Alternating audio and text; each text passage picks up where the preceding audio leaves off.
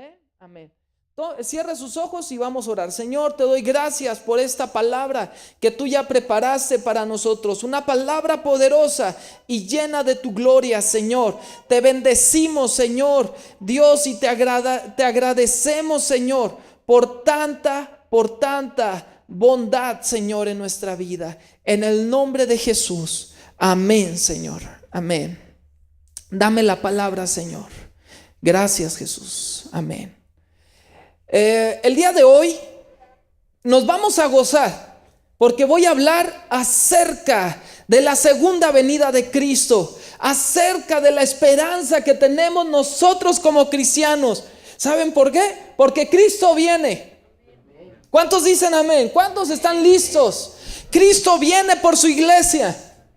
Esa fue la predicación que en la década de los 80s fue como un despertar en las congregaciones, y en todas las congregaciones que se predicase era típico siempre el común denominador de Cristo viene, los 70s y los 80s, y fue una explosión de la palabra. Y sí, Cristo viene, pero de alguna manera al paso del tiempo la predicación o esa revelación se fue quedando ahí, y ahí está presente en la iglesia. Pero ahorita se habla del reino de Dios, y es lo que actualmente se predica mucho en todas las iglesias. Ustedes escuchan enlace y se habla acerca del reino de Dios. Antes de que se hablara así tan fuerte del reino de Dios, de lo que se hablaba fuertemente era acerca de Cristo viene. Y no quiere decir que una cosa ya pasó y la otra está vigente. No, las dos siguen siendo vigencia y están vigentes. Nada más que Dios ha estado trayendo revelación, cierta revelación referente a ciertos asuntos que nos competen a nosotros como hijos de Dios, como cristianos. Y nosotros no podemos estar ajenos. Y es necesario que yo les predique todo el consejo de Dios para que su vida como cristianos se siga desarrollándose. ¿Cuántos quieren crecer en Cristo? Ustedes necesitan conocer acerca de los últimos tiempos. Ahora, cuando se habla de los últimos tiempos, regularmente se cambia el tono de voz. Estos tiempos van a terminar. ¿A poco no? Y se habla de como si fueran malas noticias, y luego hablan del apocalipsis, y como si el apocalipsis fuera algo malo que va a suceder. Pues no es algo malo que va a suceder para los cristianos, para los que tenemos a Cristo en nuestro corazón, para los que nos hemos arrepentido de nuestros pecados. No es algo malo, es buenas noticias. De hecho, el libro de Apocalipsis habla acerca de revelación. Apocalipsis significa revelación, y nos revela a Jesucristo. Apocalipsis no es una mala palabra, no es ni siquiera sinónimo de terror. Apocalipsis significa revelación. Dios se está revelando al mundo. Y Dios nos está diciendo: se acercan los últimos tiempos de esta tierra, de este mundo, de esta era, de este tiempo. Los van a pasar. Están contados los días. Dios tiene su reloj y está avanzando el reloj. El día y la hora solo le corresponden al Padre conocerlo. Pero a nosotros nos toca estar preparados para la venida de nuestro Salvador, para ser arrebatados con Cristo. Entonces esa es la esperanza. ¿A poco usted quiere que toda la vida dure este sistema del mundo? Crisis, presiones, estar batallando con el pecado y estar tratando de dejar nuestra vida pasada. Gracias a Dios que esto tiene un final. Y el final es un final feliz. El final no se llama infierno. El final se llama Jesucristo. Para la iglesia de Cristo, para el que recibe el perdón y la misericordia de Dios, el final se llama Cristo, tu hogar, tu patria celestial, el cielo. El que no está en Cristo La paga del pecado es muerte. Sin embargo, ahorita hay oportunidad para todo aquel que se arrepiente y viene a Jesús. De tal manera que el que se vaya al infierno no va a ser porque Dios quería mandarlo al infierno. El que se vaya al infierno va a ser porque decidió no recibir la oportunidad de Dios vigente en nuestros días. No seamos negligentes con esta invitación que Dios nos está haciendo. Dame, hijo mío, tu corazón y miren tus ojos por mis caminos. Entonces, en este tiempo es necesario que hablemos de cuando Cristo venga y cuando comienza el fin de los tiempos. Se va a gozar, nos vamos a gozar a lo largo de esta predicación. Dice Primera de Tesalonicenses, recordándoles que estamos teniendo un estudio referente a la primera carta de los tesalonicenses y la primera y la segunda carta a los tesalonicenses. Ya hemos visto y hoy vamos a estar terminando estas dos cartas hablando acerca de que Cristo viene. Esta predicación le vamos a titular Cristo viene. Y todos decimos amén. Amén, ven pronto, sí Señor. Dice Primera Tesalonicenses 5:1. Dice, pero acerca de los tiempos y de las ocasiones no tenéis necesidad, hermanos, de que yo os escriba, porque vosotros sabéis perfectamente que el día del Señor vendrá así como ladrón en la noche. Vamos a dejar ahí y ahorita seguimos leyendo algunos versículos. Dice, acerca de los tiempos y de las ocasiones no tenemos necesidad. En las escrituras, en la Biblia, Jesús nos dejó todo lo que nosotros necesitamos escuchar. Todo lo que el hombre necesita está en las escrituras. Y en las escrituras dice, el día y la hora nadie la sabe. Jesús lo dijo, solo mi Padre. Pero también está diciendo Pablo de los tiempos, o sea, del tiempo, del día exacto, de la hora. Ustedes no tienen necesidad de saber. ¿Por qué razón? Porque ¿qué pasaría si todos supiéramos la fecha exacta de que Cristo viene? Seríamos bien convenencieros. Un día antes, minutos antes, estarían los altares Señor, me arrepiento, reciba a Cristo como mi Señor y Salvador. ¿A poco no? Y Dios no quiere convenencieros. Dios quiere personas genuinas y auténticas que realmente estén hartas de pecar, hartas de vivir una vida vacía sin Dios y que quieran ahora realmente vivir el estándar de Dios en la tierra. Vivir vidas transformadas, gloriosas y sobrenaturales. Gente que esté dispuesta a ser llenos del poder del Espíritu Santo y vivir vidas sobrenaturales. Dios quiere personas así, personas convenencieras. Hoy soy cristiano, mañana no soy cristiano, o soy medio cristiano y acomodo mi cristianismo a mi vida desordenada de vivir. Esas personas no entienden ni conocen el valor del sacrificio de Jesús en la cruz del Calvario. Nuestra salvación sí costó. Y costó la sangre de Cristo, la vida de Cristo en la cruz. Por lo tanto, no podemos menospreciar la obra redentora de Jesús, la obra de la cruz,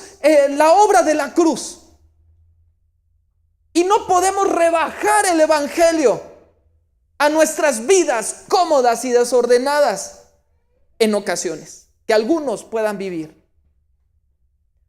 No podemos rebajar eso. Es por eso que Dios no da una fecha, porque Dios quiere que nosotros velemos, que nosotros siempre estemos listos con las maletas bien hechas. Si no tengo las maletas hechas, me puedo quedar. Se puede cerrar la oportunidad para mí de cuando Cristo venga y ser arrebatado con el Señor. y finalmente quedarme en la tierra a un tiempo de prueba y de tribulación que vendrá sobre la tierra. Eso es real. Y eso vendrá. Un tiempo, algunos hablan de 7 años de prueba, otros he escuchado que hablan de 3 años y medio de prueba. Yo no sé cuánto sea el tiempo, si 3 o 7. Y puedo tener yo mi apreciación referente a ese tema, pero no voy a discutir. Sean 7 o sean 3 o sean lo que sea. Yo no voy a pasar por ese tiempo, y ni es la voluntad de Dios que usted pase por un tiempo de tribulación sobre esta tierra. Un tiempo de prueba. Si hoy los tiempos están difíciles y todo mundo clama por seguridad y por paz, y todo mundo está clamando allá afuera y sienten temor de salir, ese tiempo verdaderamente será difícil. Pero Dios no quiere que usted pase, ni que la iglesia, ni ninguno de los que hemos confiado en Jesucristo como Señor y Salvador, pasemos por ese tiempo de tribulación. Es por eso que nosotros tenemos que estar listos. Y para estar listos, nosotros necesitamos conocer cuál es el llamado mío como iglesia de Jesucristo. ¿Quieres saber cuál es el llamado que yo tengo de Dios? Primera de Tesalonicenses 4:2. 4:2 y 3. Bueno, vamos a leer así en adelante, y ahí le digo hasta el 7, yo creo. Dice: porque ya sabéis qué instrucciones os dimos por el Señor de Jesús. Pues la voluntad de Dios es vuestra santificación, que os apartéis de fornicación, que cada uno de vosotros sepa tener su propia esposa en santidad y honor, no en pasión de concupiscencia como los gentiles que no conocen a Dios. Que ninguno agravie ni engañe en nada a su hermano, porque el Señor es vengador de todo esto, como ya os hemos dicho y testificado. Pues no nos ha llamado Dios a inmundicia, sino a santificación.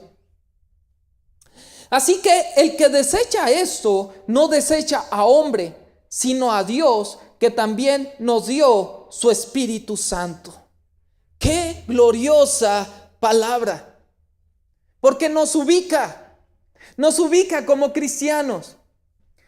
Gracias a Dios que el llamado de la iglesia es a santificación.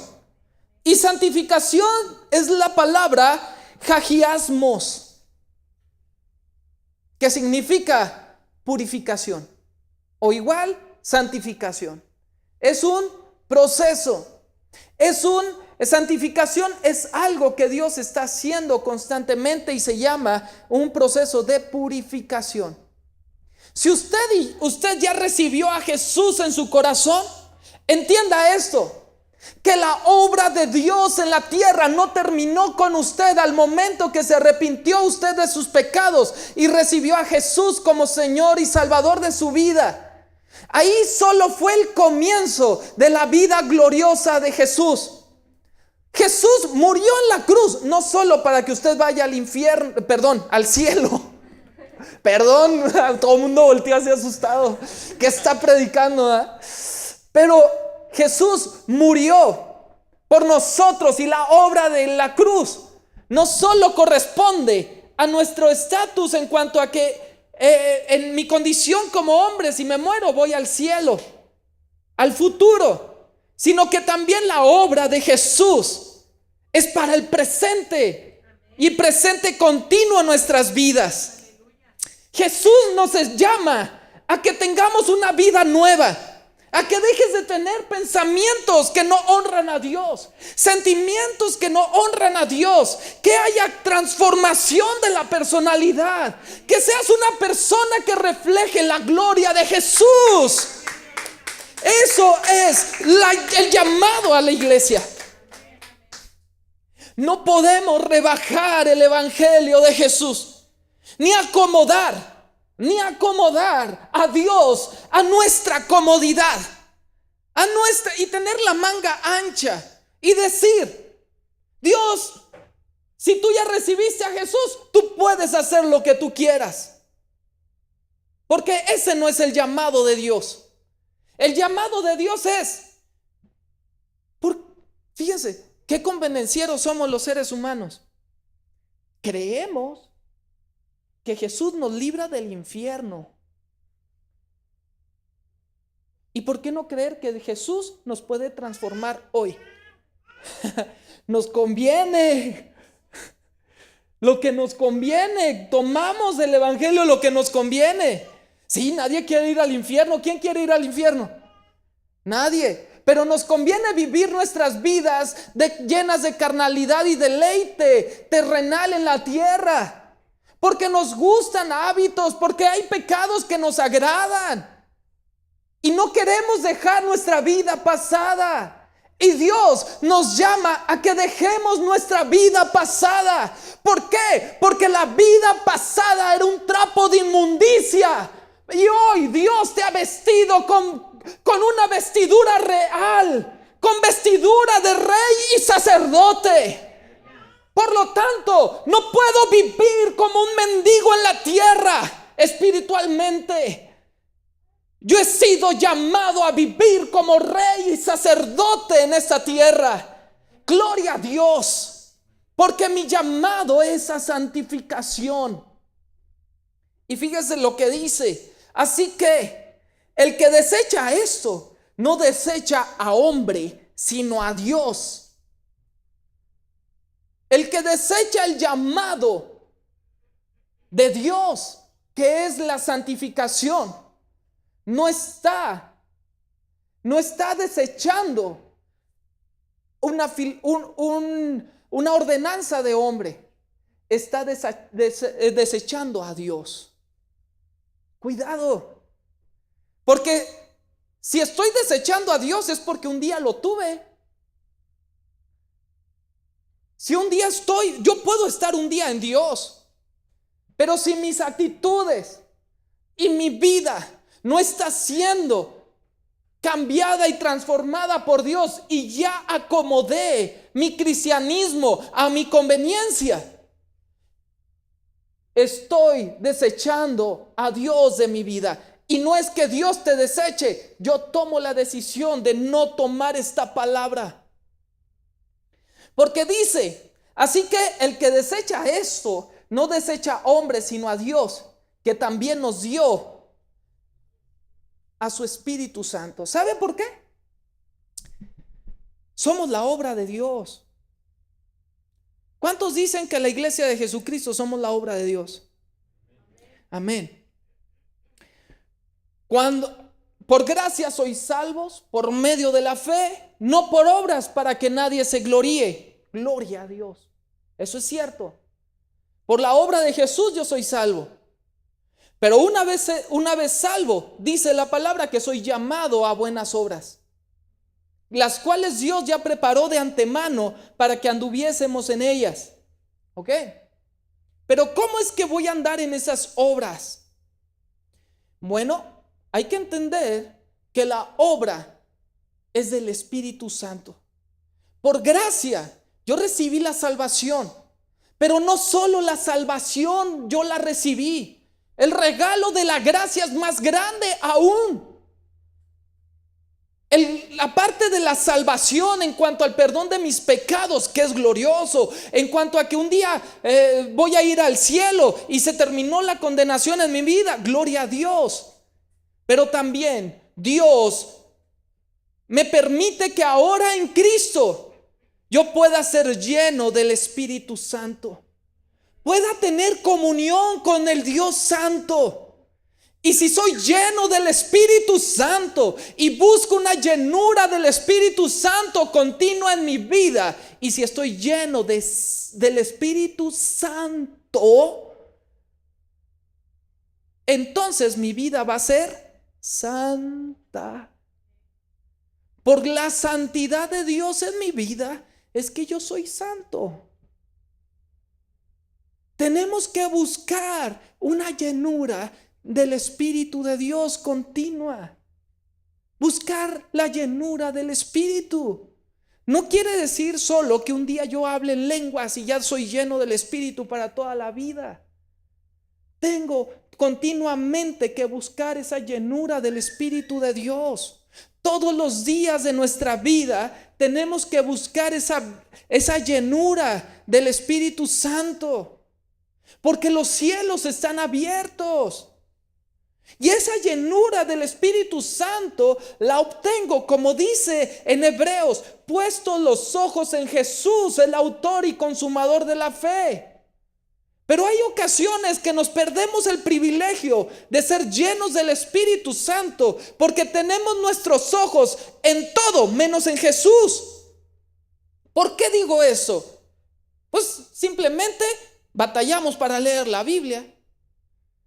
Batallamos a veces para aprendernos de memoria un versículo, para asistir a los servicios de oración, para buscar a Dios en oración. Batallamos para orar. No existe no existe la disciplina de orar constantemente en el Señor. ¿Cómo pretendemos tener los ojos en Jesús si no tenemos una disciplina en la búsqueda de Dios?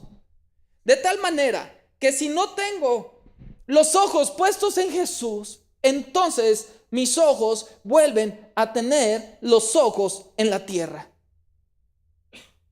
Y quiero decirle que Dios no le llama a ser una gallina.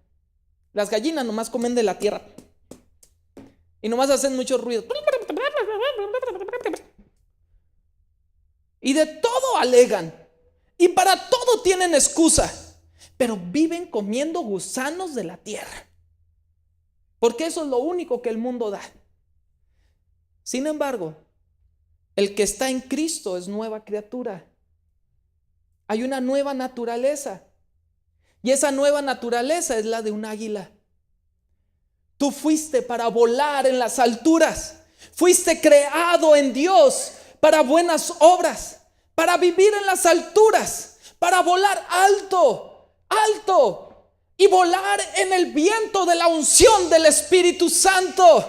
Ese es el llamado de la iglesia. Fuiste llamada iglesia de Jesucristo para vivir en los brazos de tu Dios y en la presencia del Espíritu Santo, en la presencia de Dios, llenos del Espíritu de Dios. El problema, fíjese bien, el problema es que no hemos aprovechado esa parte. La santidad de Dios lleva un precio, o la santificación hay que pagar un precio. ¿Sabe cuál es el precio? Jesús les dijo a los discípulos: ni una hora han podido orar conmigo, velar conmigo, ni una hora. Se quedaron dormidotes y quería que oraran conmigo, que estuvieran conmigo. Dios nos pone una cuota de oración. Una hora. Busca al Señor. Comienza. Ahora, una hora. Comienza con 15 minutos, pero comienza. Disciplina. No digas no se puede hasta que lo intentes. No digas eso no es de Dios hasta que verdaderamente lo intentes o lo intentemos. La obra es del Espíritu Santo. De esta manera nosotros vamos a estar listos para cuando Cristo venga por su iglesia. Porque Cristo viene por su iglesia, por una iglesia santa, pura, sin mancha y sin arruga. Cristo viene por una iglesia que se santifica. Cristo viene por una iglesia que crece. Cristo viene por una iglesia que le cree que puede ser llena del poder del Espíritu Santo. Por esa es la iglesia por la que Cristo viene. Jesús dijo: ojalá fueses frío o caliente, por cuanto eres tibio, te vomitaré de mi boca. ¿Y saben a quién son palabras dirigidas? A una iglesia, a creyentes. Dios está diciendo: la obra de la cruz es tan gloriosa que no permito que la menosprecien. Me costó la vida de mi hijo, te dice el padre. Costó la última sangre y la humillación de mi hijo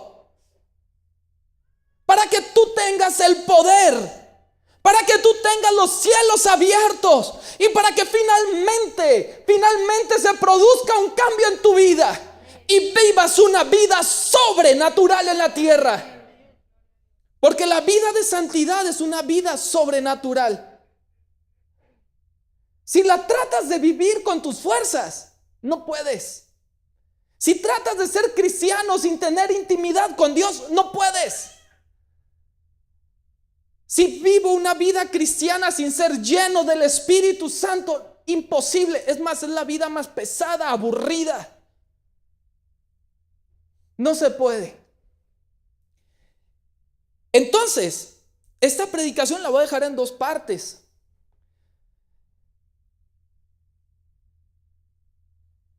Jesús quiere que antes de que Él venga, su reino sea establecido en la tierra. El cielo se ha establecido en la tierra. Por eso nuestro llamado es a la santificación. El reino de Dios. ¿Qué es el reino de Dios? ¿Qué es el reino de Dios? Ayer lo vimos en el instituto. Usted dígame qué es el reino de Dios. El reino de Dios, el ingrediente del reino de Dios nos hace diferentes al mundo. Dígame usted, ¿hay ricos en la tierra? ¿Hay ricos en la iglesia? Sí. ¿Hay ricos en el mundo? Sí. ¿Eso no nos diferencia del mundo? No. Entonces, por lo tanto, la riqueza no corresponde al reino de Dios. ¿Hay pobres en el mundo? ¿Hay pobres en la iglesia? Sí. La pobreza no corresponde al reino de Dios, no es la pobreza. ¿Hay enfermos en el mundo? ¿Hay enfermos en la iglesia? La enfermedad no corresponde al reino de Dios. ¿Hay sanos en la iglesia? ¿Hay sanos en el mundo? La sanidad no corresponde al reino de Dios. ¿Qué es lo que nos hace diferentes a nosotros que a los del mundo? La iglesia fue llamada a cumplir, a obedecer la palabra de Dios. ¿Sí? ¿El mundo puede obedecer la palabra de Dios? No. ¿El mundo puede ser lleno del Espíritu Santo? No, porque primero necesita a Cristo, arrepentirse de sus pecados. ¿Y los cristianos sí? Entonces, ¿qué es el reino de Dios? El reino de Dios se lo voy a traducir en esta frase. El reino de Dios se establece a través de personas llenas del poder transformador del Espíritu Santo y lo reflejan a través de sus obras. Son personas llenas del Espíritu de Dios y finalmente sus vidas fueron transformadas. O son llenas de santidad y producen santidad y reflejan santidad. Hay quien dice, es que Dios no quiere que seamos como sepulcros blanqueados, que parezcamos muy santos. Sí, es cierto. Eso se los dijo Jesús a los religiosos de su tiempo, a los fariseos. Jesús les dijo a los fariseos, les dijo sepulcros blanqueados. ¿Saben por qué? El problema de ellos es que seguían siendo un sepulcro, llenos de muerte adentro. El problema no era lo blanqueado, el problema era la muerte que había dentro de ellos.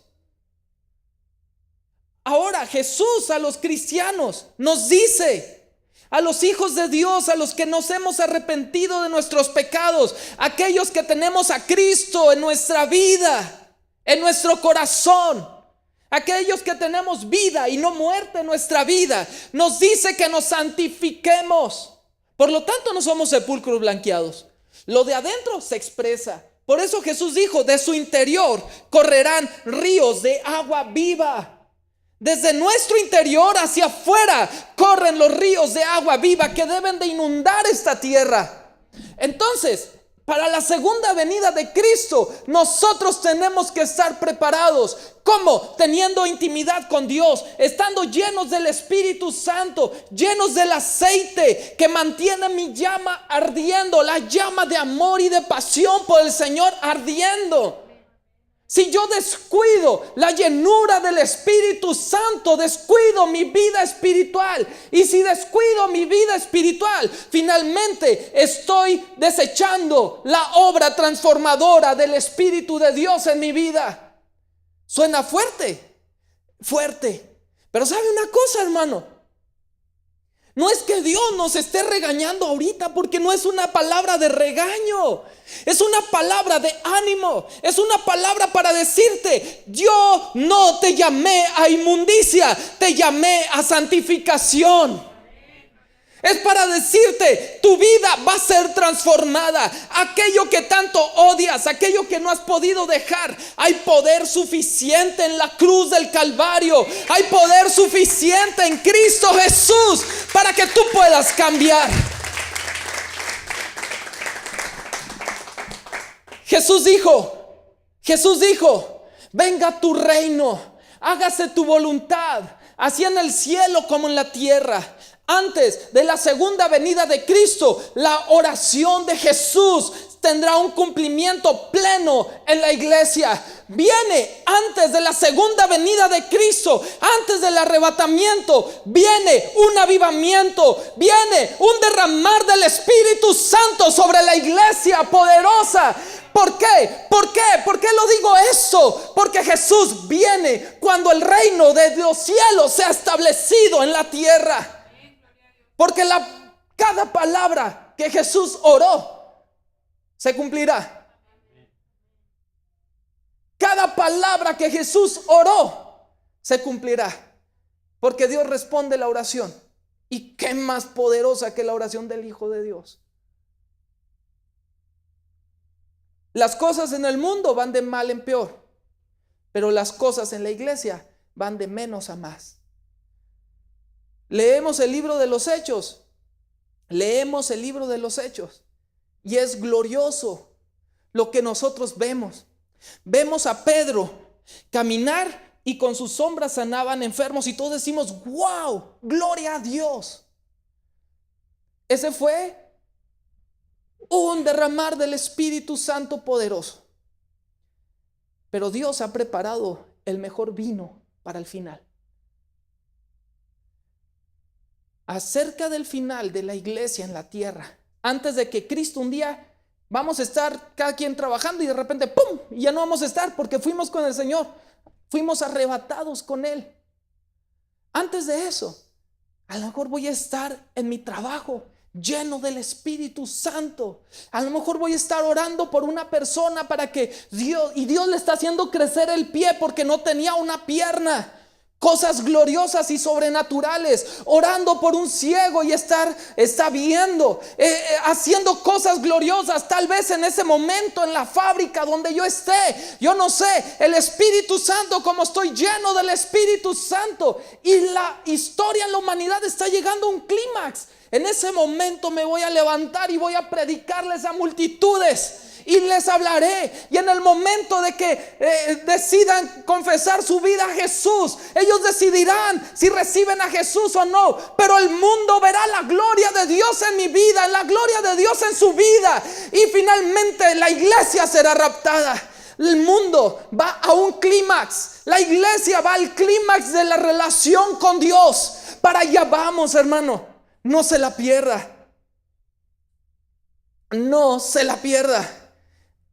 Mientras el pecado y la maldad abundan, la gracia sobreabunda. Hermano, les digo esto, lo que viene en relación a la iglesia, basado en las Escrituras. Y esta visitación del Espíritu Santo, basado en las Escrituras. Mateo 24.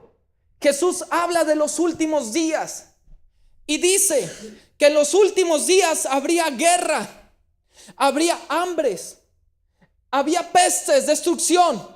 Pero dijo: Esto es principio de dolores, pero aún no es el fin. Al final de Mateo 24, de esa frase que Jesús, de todo eso que Jesús está hablando, al final Jesús les dice: y cuando sea predicado este evangelio del reino,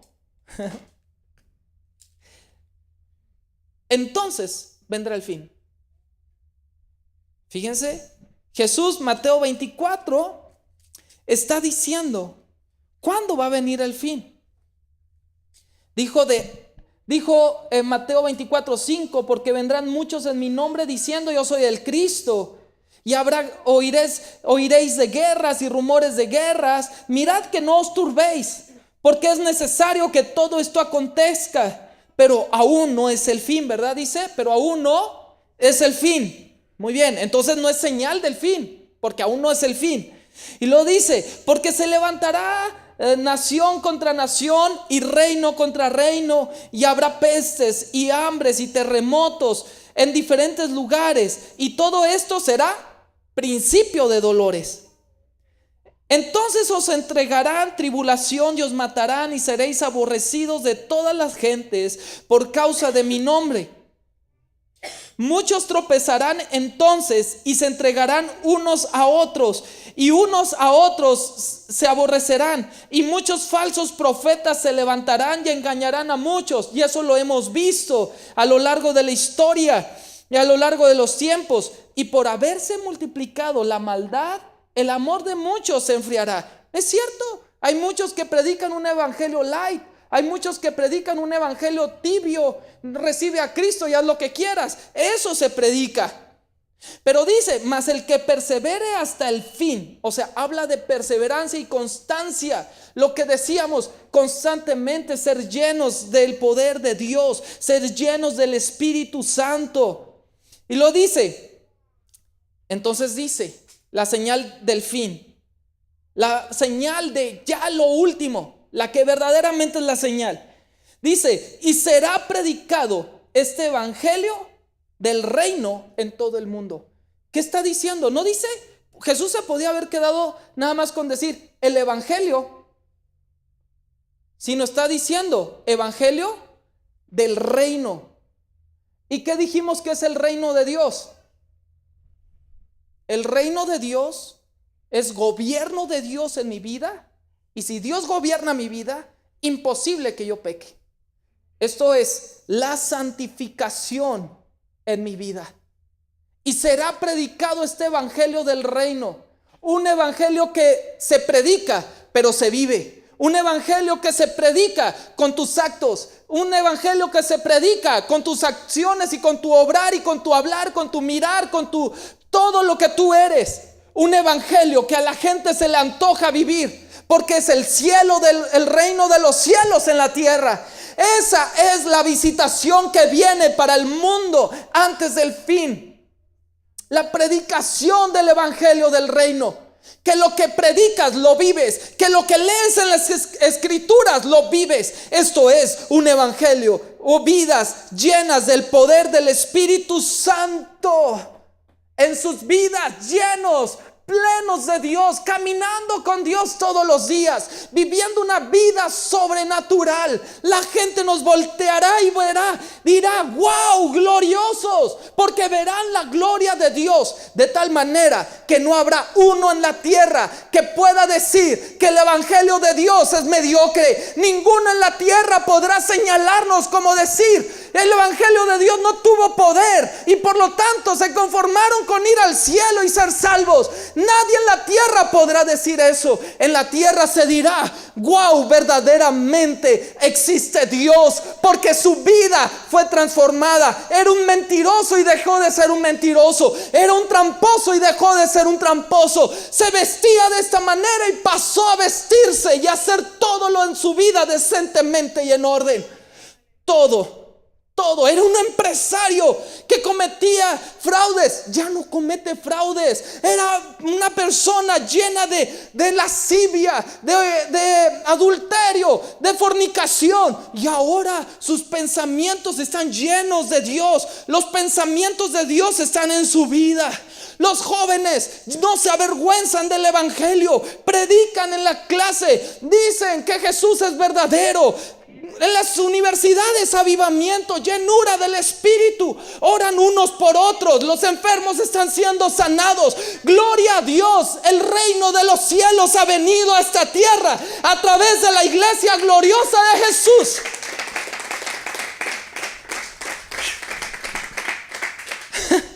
Qué bendición, ¿no creen? Muy bien. De esta manera quiero terminar diciéndote: Dios es bueno. Dios es bueno. Y Dios está diciendo: vamos, vamos, camina. No te quedes en tu silla, camina, vamos. No te quedes pensando que tú fuiste llamado a esta tierra.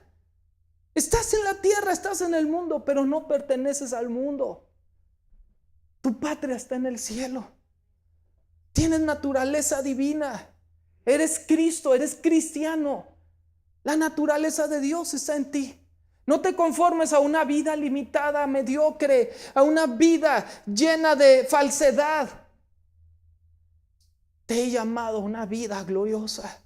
La cruz en el Calvario es suficiente. La obra en la cruz es suficiente. No solo tengo poder, te dice el Señor, para librarte del infierno futuro,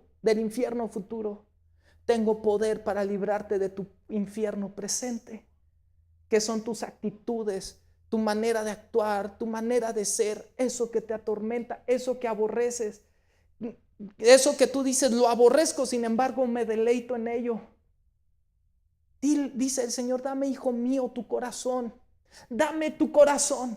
Ponle todas tus ganas. Yo hice todo y le puse todas mis fuerzas y toda la intención para ir a la cruz.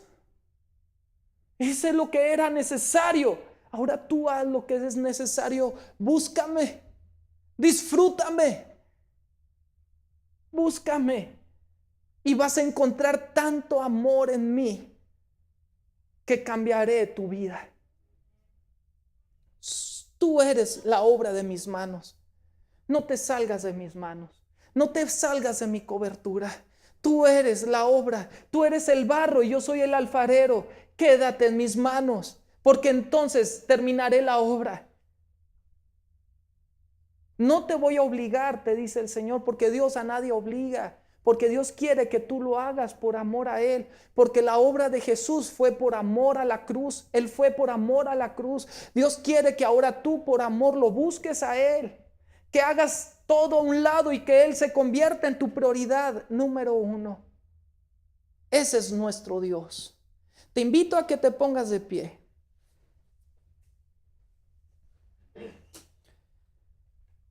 Esta es la primera parte de la conclusión de la carta a los tesalonicenses, de primera y segunda carta a los tesalonicenses.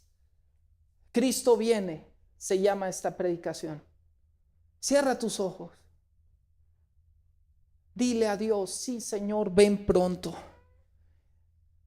Dile a Dios: quiero estar preparado. Te voy a buscar con todo mi corazón, con todas mis ganas y con todas mis fuerzas te voy